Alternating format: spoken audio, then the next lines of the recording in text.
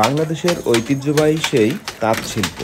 একসময়ের জনপ্রিয় এই তাঁত শিল্পদের ঠক ঠক শব্দেই তৈরি করা হতো শাড়ি, লুঙ্গি কিংবা গামছা। যশোরের মনিরামপুরের কিছু সংখ্যক তাঁতিরা সেই 50 থেকে 60 বছরের পুরাতন মেশিন দিয়ে এখনও নিজ হাতে তৈরি করছেন গামছা। ডিজিটালের ভিড়ে হারিয়ে যেতে বসেছে বাংলার সেই ঐতিহ্যবাহী তাঁত শিল্প। এখন আর সেভাবে এই পুরাতন সিস্টেমে তাঁতিদের ঠকঠক শব্দে গামছা, লুঙ্গি কিংবা শাড়ি তৈরি করার দৃশ্য খুবই কম দেখা যায়।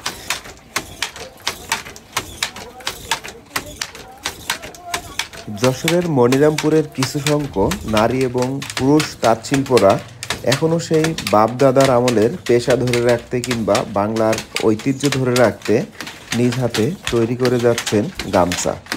তো এখানকার যে কজন শ্রমিক কাজ করে তাদের বয়স এক একজনের কাজের বয়সই 40 থেকে 50 বছর।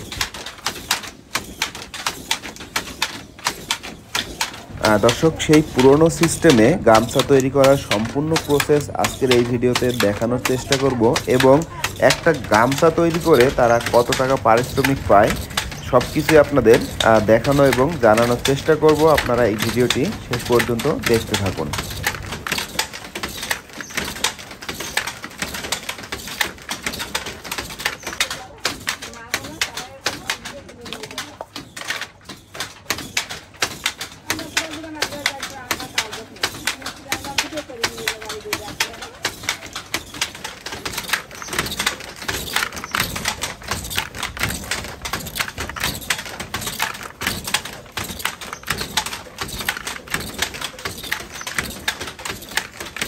গামছা তৈরি করতেছেন, এইগুলা দিনে কয়টা তৈরি করতে পারেন? অনেকটাই করা যায়, আমি করি না, দুটো করেন না সারাদিনে? এই যে হাতে সারাদিন টানেন, তাই কষ্ট হয় না অনেক? হ্যাঁ, অভ্যাস হয়ে গেছে না? এখন তো যে ডিজিটাল সিস্টেমে আপনার সব মেশিনে আপনার মোটরের সাহায্যে বিভিন্নভাবে দেখি শাড়ি কাপড় কিংবা গামছা তৈরি করে। তা আপনাদের এই জায়গায় কোনো আপডেট কিছু হয়নি? না, এইসব হাতে টেনে করতে হয় আপনাদের। পিছনে আরো বেশ কয়েকটা মেশিন দেখছি বন্ধ, ওরা কাজ করে না? লোক আছে তাই করি পারে না, সেই জন্য ফেলাই রেখেছি। এই যে আমার হাতে যে গামছা, এইগুলাই তো তৈরি করতেছেন এই কালারেরই? এই জায়গায় কয় রকম কালারের সুতা দিচ্ছেন? 4 রকম। তা আপনাদের পারিশ্রমিক কত দেয় একটা গামছা তৈরি করলে? এই সাইডটি তৈরি করলে 150 টাকা দেয়।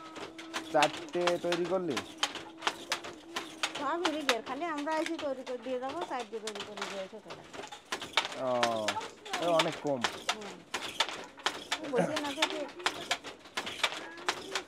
দর্শক, আসলে এই যে সেই পুরাতন সিস্টেমে যে গামছা তৈরি করছে আমাদের মনিরামপুরের উপজেলায়,